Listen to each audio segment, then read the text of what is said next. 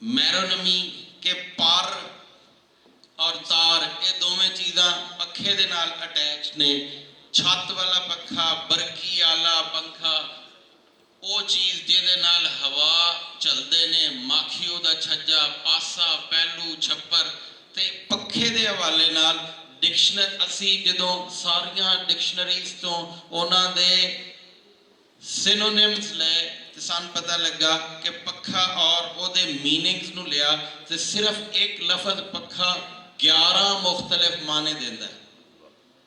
एक लफज पखा 11 उहदे सिन सैट्स जिहड़े ने और सारे दे सारे सानू उहदे च नज़र आते हैं। उहदे तमाम मैरोनिम उहदे अंदर सानू उहदे एंटोनिम, ये तकरीबन असी 24,000 डिफरेंट अल्फाज जिहड़े ने उन्हां सारिਆਂ ਨੂੰ टैग किया है। जिहड़े 24,000 अल्फाज ने दरअसल 1,40,00,000 लफज सन।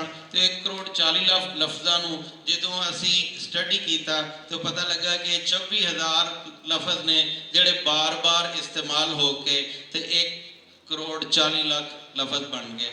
और उहदे अंदरों असी पार्ट्स ऑफ स्पीच जिस तरह असी शुरू से चैक किए सन तो सानू ये पता लगा भी 1,40,00,000 के अंदर 207 फंक्शन वर्ड्स ने। तो अगर असी उन्होंने 207 फंक्शन वर्ड्स नूं तो जिस तरह तुहाडे कोल इंग्लिश के अंदर कंजंक्शनस ने, इंग्लिश के अंदर प्रैपोजिशनस ने, उर्दू पंजाबी के अंदर पोस्ट पोजिशनस ने जिहड़ियां उस तो बाद जिहड़े लफज के मतलब कोई इन्फॉर्मेशन दिंदियां ने उस तो बाद आंदियां ने। तो ये सारियां चीज़ां ये डिवेलप करने लई, चूँकि अगर कंप्यूटर के जरिए इन्हां चों जिहड़े लफ्ज़ नूं भी असी अगे पखा सी उहदे अंदर मीनिंग दे अंदर किसी हवाले नाल आया कि ये तार दे नाल रिलेटेड है तो तार नूं उन्हां चों जिहड़े वर्ड नूं तुसीं अगे क्लिक करो उहदे मुतलक तमाम इन्फॉर्मेशन ये मिल जाती है।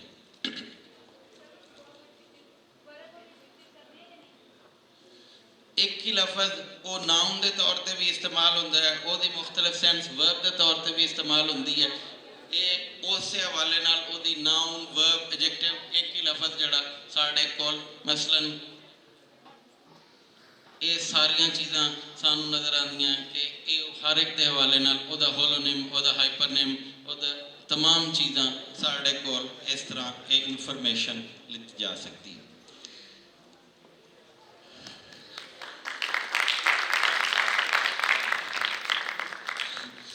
अगर मैं बस 2 गल्लां और करके तो मैं माइक वापस फरूख साहब को देंगा। असी मैं लिंग्विस्टिक्स डिपार्टमेंट दा तालिब इल्म और उहदे अंदर मैं कम अज़ कम ये महसूस करना कि अज के दौर के अंदर पंजाबी जुबान, मैं इस तो पंजाबी ते काम कर रहा कि मैनू लगता है भी पिछले 25 साल का यूनिवर्सिटी के अंदर पढ़ा के और उस तो पहले कॉलेज साइड से पढ़ा के पिछले 40-45 साल तो अगर मैं लिंग्विस्टिक्स का तालिब इल्म है तो मैं महसूस करना है कि पंजाबी नू इस हाल तक अपनाने दे विच इंग्लिश वालियां दा किरदार है।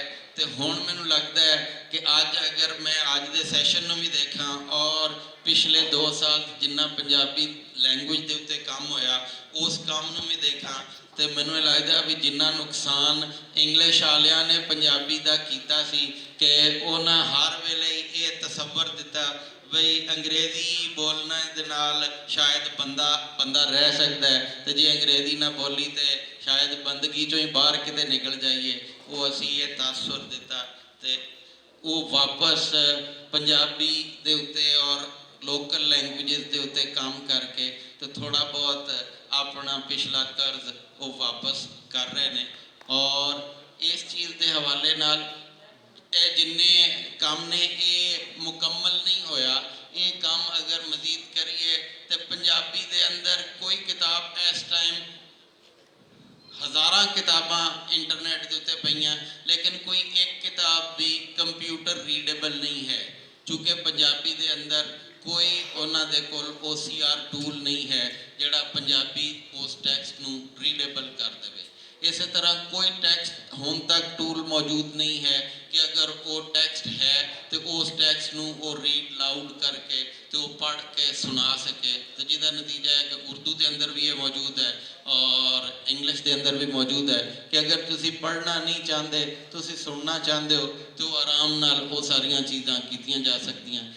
इस मकसद लई सानू पंजाबी लैंग्वेज दे डिजिटल रिसोर्सिस, चूँकि अज के दौर के अंदर अगर डिजिटल रिसोर्सिस असी डिवेलप ना किए फिर असी पंजाबी दे नाल इंसाफ नहीं कर रहे, पंजाबी की जो ज़रूरत है वो पूरी नहीं कर रहे। शुक्रिया।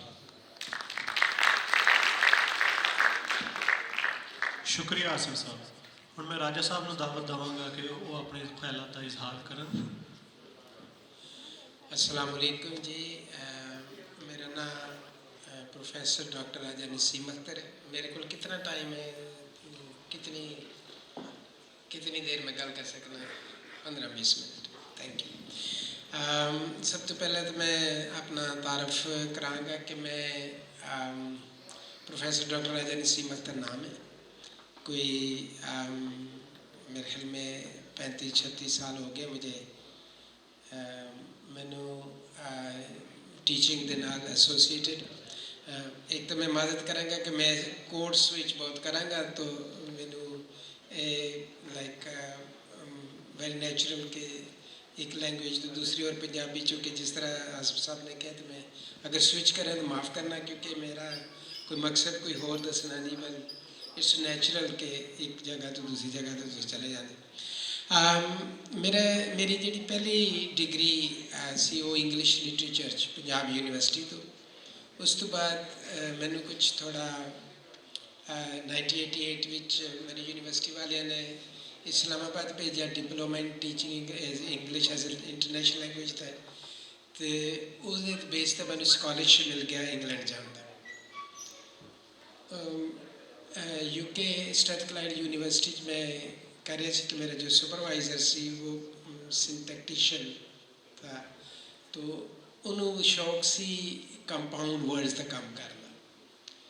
तो जो मेरा शौक उसने देखा कि लिंग्विस्टिक के हवाले नाल कुछ डिस्कशनस हुई साड़ियाँ, तो मैनू उन्हें सुजैसट किया कि अगर तू थीसिस करना चाहने तो पंजाब कंपाउंड वर्ड्स तो बहुत अच्छा थीसिस हो सकता है।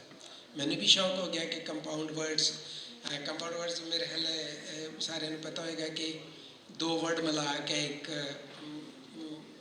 मिठी छुरी, आन जान, खान पीन, उठना बहना, रोटी पानी, लाइक कंपाउंड वर्ड 2 वर्ड का एक वर्ड बन जाता।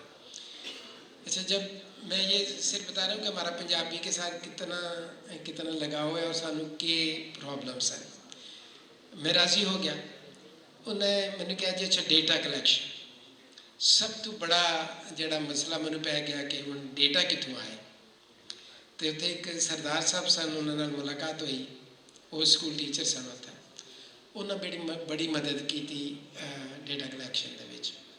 मेरा पहला thesis compound words in Punjabi ते काम किया मैं।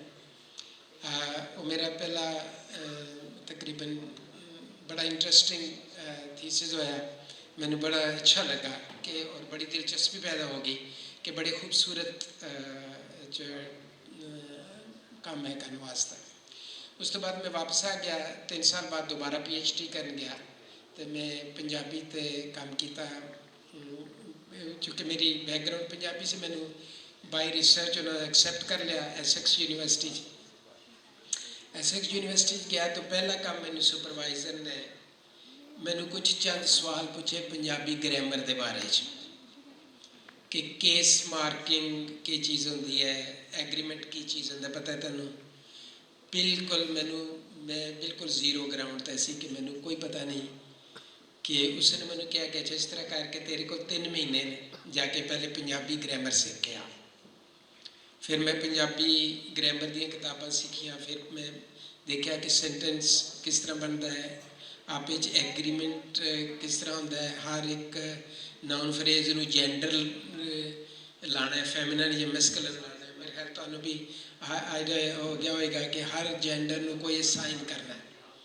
ਚਿੱਠੀ ਲਿਖੀ, ਖਤ ਲਿਖਿਆ, ਕੁੜੀ ਆਈ, ਮੁੰਡਾ ਗਿਆ।